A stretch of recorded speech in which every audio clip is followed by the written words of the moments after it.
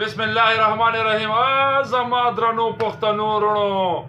د یوتیانو نه خبر شوې پی ټی آی والا وی هغه یو بل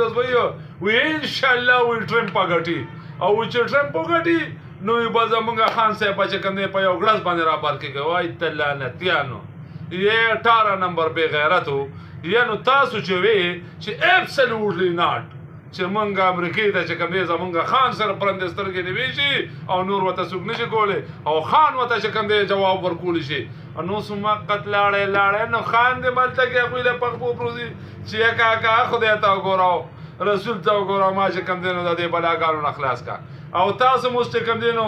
لاړې چې ان شاء الله ټرمپ هم راغلی یا به غیرتونو تاسو چې پاغل د ګاډو پاغل دغه باندې په شیشو باندې باندې کو چې ابسولوټ ناټ نو تاسو چې موږ امریکای ته چې کوم دی نو پتونو وخورو تاسو هغه پتونو قسم په خدای نور متکینی تاسو خو ته مکمل سم لاسته ماړه خدای ته وګوره چې ته خو ظالمان و شرمېږي کنه په خدای باور شته که تاسو خو نه په یازه کار شته نه چې ته پس خبرم څه کار شته نه په شرم هم څه کار شته او چې څو غل په خولې وغورځوي واپس یې بیا په خولې باندې ورتن نه کوي زه خو نه پوهېږم چې دا تاسو د کم مذهب خلک او دا کم خلک او تاسو لاړه نو ټرمپ ته کېناستې وای خدای نو یا الله وی په شرم دی هغه شرمېږي چې کم دله پې پیږي نو چې دی پې پیږي که نو او دی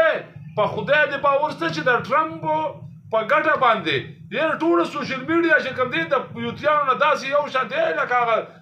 خرړي را پیدا شي باران نه پسې هغه چنتخانو هغه شانتې چې کوم دی نو مثال خبره را پیدا شو او یاره بس جشن او چا پکې را ګډاګانې کولې هغه یو دله پکې راغی نو هغه چې کوم دی په هغه علاقه کې مټۍ تقسیموله یعنې تا خدای غرق او تباه کا تا چې ته په جشن عید میلاد النبي کې چې ته مثال خبره مټۍ ویچلې ده چې ته د خیرات ته کړی دی نو کور دې روان شه نو په ټرمپ باندې ته چې کوم دی لګیا د مسلمانانو په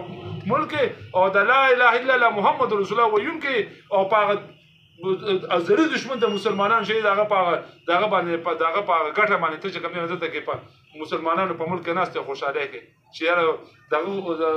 ټرمپ پاشو او مال به چې کوم دی نو مثال خبره ګل رسول کا کار راځي بس ماړه نو بس خدای نو یا الله ته نو خدای نو بې ځایه وشرمې چې دا چې کوم داسې حرکتونه کوي